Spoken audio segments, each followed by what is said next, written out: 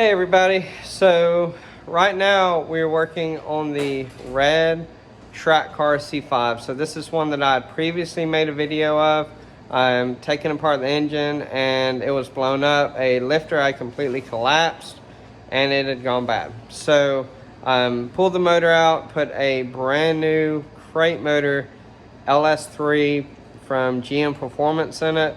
Everything else is pretty much stock minus the milling high pressure oil pump, headers, exhaust, stuff like that, but everything else is pretty much stock. Right now I'm in the process of installing a 9 Lives Racing rear wang and the front splitter. Really good company.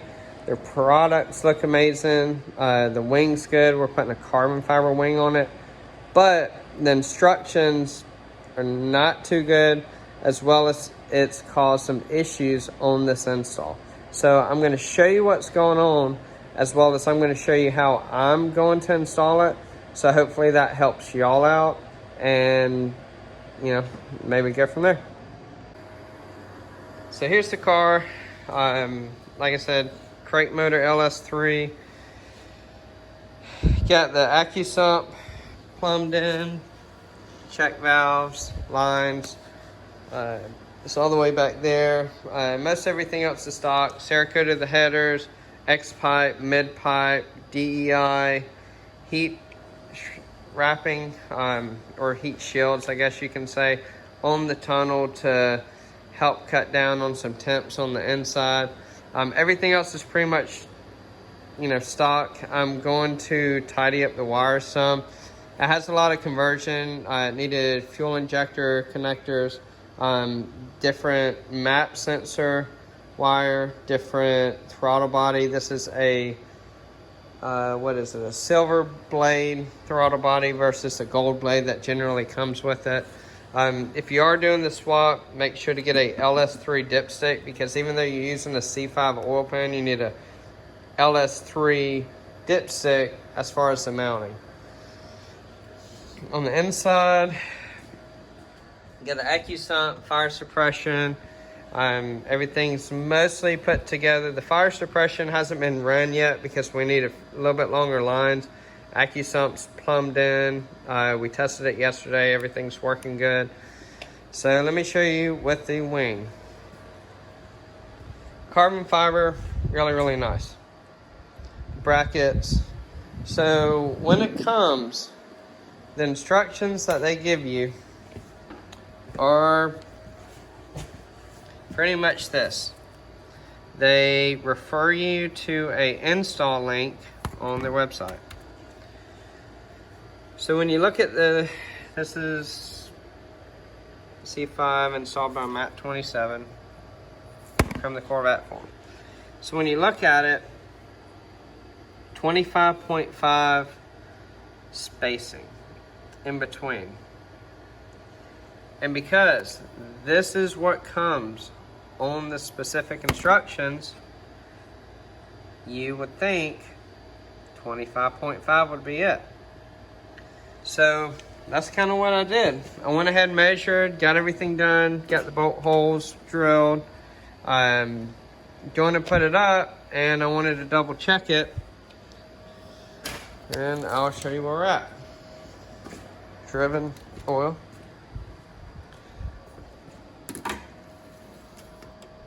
$22.5. So before you install any of their wings, because this is a carbon fiber, they may have other materials. Depending on the materials, it may have different spacing. So always put them together. It also doesn't tell you which side to put these brackets on, but because it has their logo and the little guys, obviously you're going to put it on the inside. So same with the brackets. So we're going to be putting them on like that, so you can see their logo on both sides. So like I said, that is 22.5. So what I did here, this is from the old measurements, 22.5 divided by 2, 11.25. I measured the whole diameter of the rear bumper support to find the center point, and this was the center point. So that is the bolt hole for the rear plastic bumper. That may be the center point on all of these cars. Still a good thing to measure and double check. So what I did is you put 11.25 right there, total length 22.5, and then you make your marks. So once you make your marks, can you bring me those brackets, please?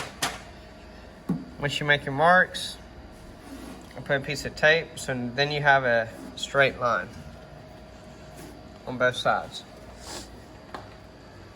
My beautiful assistant, thank you.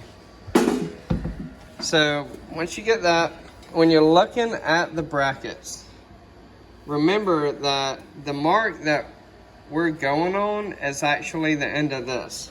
So you don't use this portion right here on the end, looking at it at the main. So when you put it, you want to put it about right there.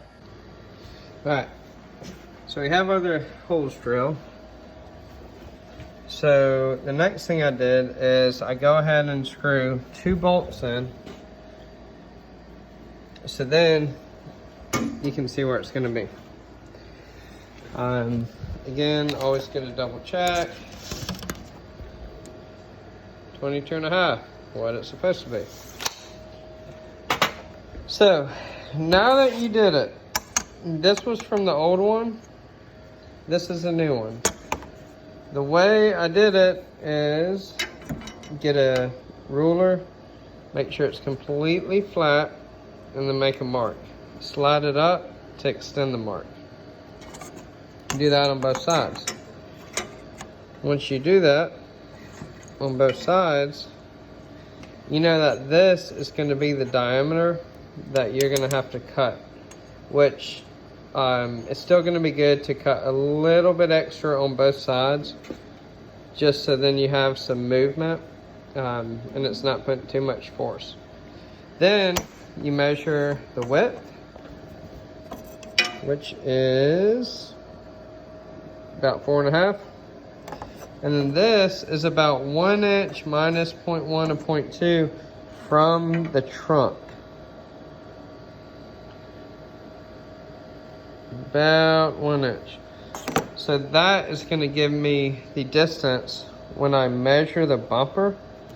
That's going to give me the distance of where I need to cut in so I don't cut all the way.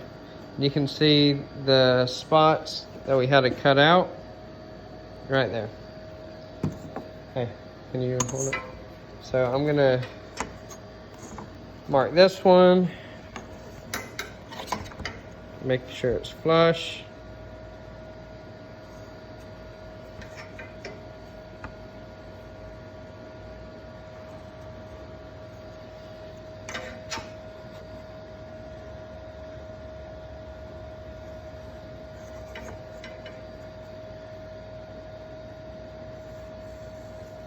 There we go. Oops.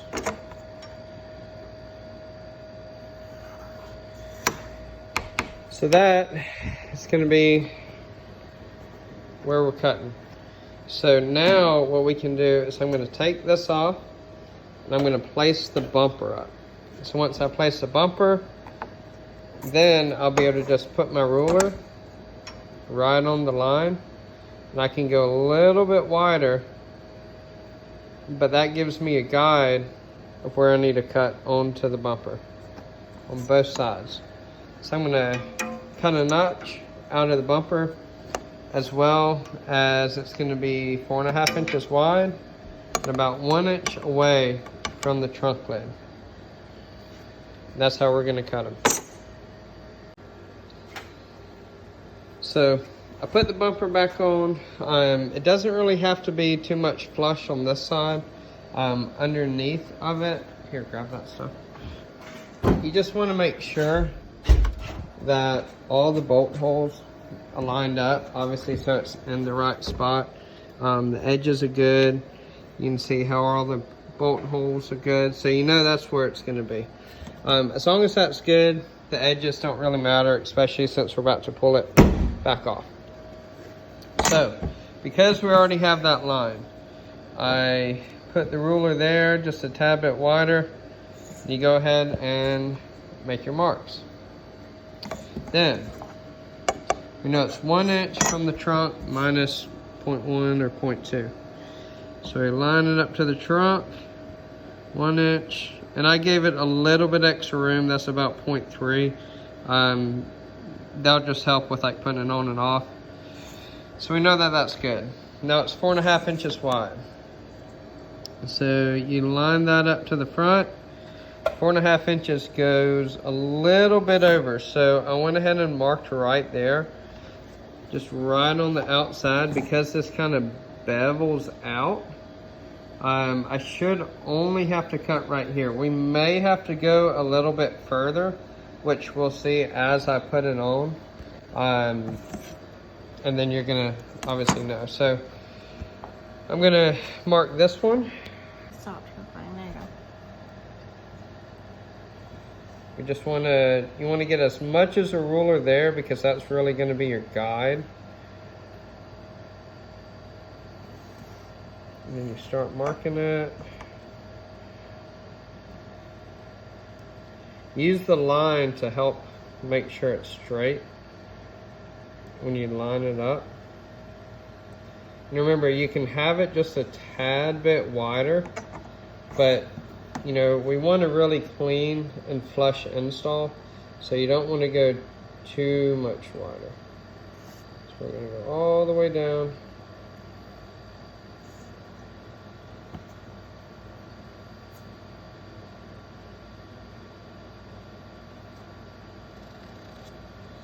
All right, 1 inch minus 1 or 2. So let's see, we're on the trunk. 1, 2, 3. Let's give it a little bit extra room. So that is going to be the point where we cut. And 4.5 inches wide, which, you know, same spot, which is about right here.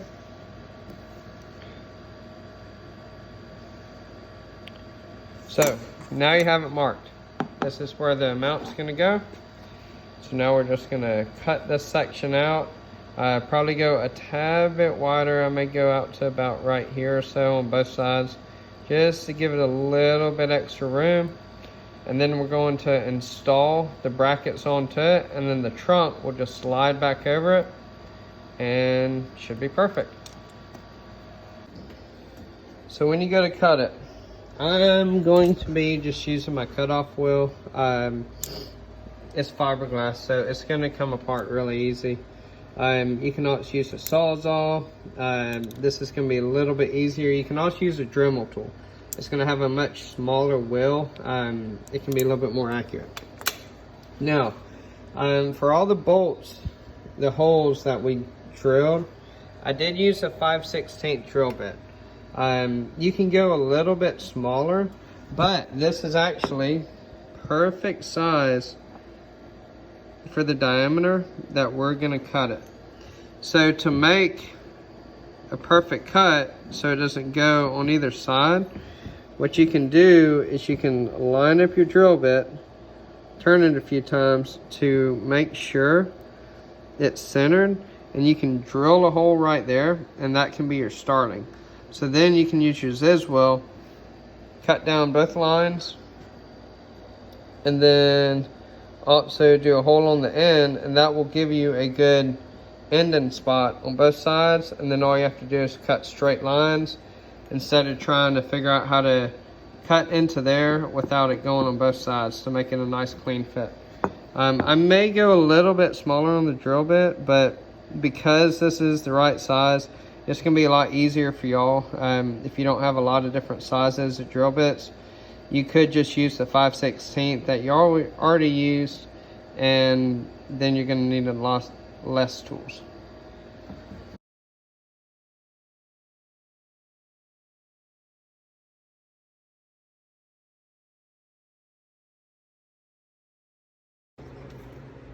So now we have the bumper on. Fits pretty good. Perfect on the top. Everything looks good. But unfortunately on Corvette rear bumpers, they come out, then they dip in a little bit, and then they come back out. So everything kind of lines up. I could try to push it on, but we don't want too much tension in the bumper. Also, bumper's obviously plastic, not fiberglass, so excuse what I said earlier. So what we're gonna do is, I personally don't like huge cuts down here, so I want to try to limit how much of a cut there is on the back, because I like everything to be real clean like it is here. So it comes down, then it starts curving out, which would be about right here or so. So if we mark that, that's going to be about, we'll say about 1 3/4 to where it starts beveling out. So we're gonna do it about right there, maybe a little bit more than 1 3/4. So let's go ahead and mark it on this side. And let's see, what's gonna be the best way? So we can probably do it when you're looking straight forward, lining it up to the very top of the bumper, because then it's gonna give you more of probably a better spot. So we can just say 2 inches to make it the easiest. So we're just gonna do 2 inches on both sides. We're gonna pull the bumper back off. We're gonna cut it notch down. We're gonna do the same way as where, you line it up, go straight down on both sides, so you have a good line. Again, I'm gonna start with the drill bit, because that gives you a really good hole. Now, I did use this to start and kind of give it a guide, because it's a lot easier to make a straight line with this. And then for cutting it, I use my air saw. But if you have like I said, a Dremel tool, that's more so like a saw bit. For plastic, you can use that. You can use a Sawzall, or you can certainly do it with that, but because it's plastic, it wants to start melting the plastic as you use that. So I use that first, then I finish it up with this. You can also use a knife as well. That will certainly work. So we're gonna measure 2 inches from the very top, mark it, make lines on both sides, cut it back down. Then that's gonna be the last time, because it's gonna go on and it's gonna be good. So I'll show you how we do it. We got 2 inches down. You line it up about at the top. Make sure the ruler's on it. 2 inches right there. A little bit harder because obviously it's beveled even when you do it. So just do the best you can. Obviously you're gonna be going on the line that you already cut, going straight down. So these don't have to be super straight, just more so giving you a guide. 2 inch, 2 inch. Take the bumper off, cut it. We're gonna put it back on.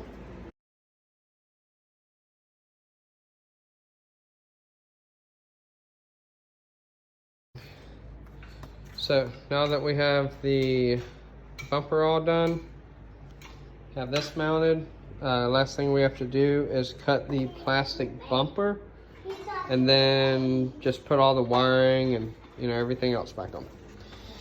So with this, looks like you kind of have 2 options. One, you could just completely cut a section out, because it does have a screw in the middle and both sides, essentially making this into 3 pieces. You could do that. I am just gonna notch it out to give it a little bit of rubber or plastic there still. So what we can do is, because these fit pretty flush right there. Let's see, we're gonna be about 14.5. Probably about the same since they're center. And let's see, looks like this one's about 14.5 also. Because it's just a plastic, it doesn't need to be, you know, super accurate. So I'm just gonna cut a pretty good section out. This is gonna be even easier to cut. So let's see, got it lined up. Where's my marker? Do you know where my marker is? See, she finds everything. All right. So it was about 14.5, so we'll just go about right there and right there. So that should give us plenty of room. Take about 1 inch out, just so then we have, you know, we can move it around a little bit. Then we see how thick it is. Go to the top. It's going to be about, we'll say about 5 inches. Focus. So about 5 inches, which is really, you know, I mean, it's really close to just cutting all the way through. But at least with doing that, it's going to hold up on this, because this obviously doesn't sit flush. So if we did section it off into 3 sections, this end would be raised up a little bit. So probably leaving this portion on is going to help retain it against the metal bumper. So we're going to do that on both sides, cut this out, and put it back on. So now we went ahead and put the bumper back on. Pretty much same way that you took it off. And you can see 2 inches looks to have been perfect. There's really not that much more room. Nice and flush, both sides. And in the front.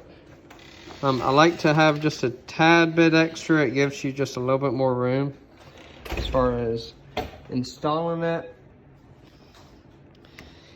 So that's pretty much it. So make sure before you order one of the wings, or once you get it, you measure the width. Once you know the width, find the center point, divide it out, make the marks, cut. You cut on the inside of the bumper to give it enough room to go up. Once you do that, make your marks, drill the brackets, put them in.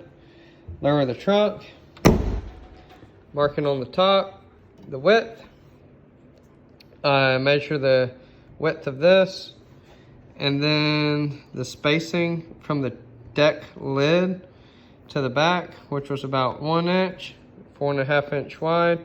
Cut that after you do the lines, and then it was about 2 inches from the very top down, and that was the exact spacing that we needed. So if y'all have any questions or comments, feel free to leave them in this video. I'm going to try to get a few more pictures and more info together as far as this build and the process. We're going to put it on the dyno right now, make sure the mail order tune was good. We already fixed a little bit as far as the idle. And then we will be racing it at Road Atlanta this weekend. So we're out at Road Atlanta and the wings installed. Had to find some bolts because they weren't in there, but got it together. We've done a few adjustments. So you're able to, you know, loosen that up, loosen this up. They do give you a ton of different adjustments. So we've been working on getting the pitch the way we want it.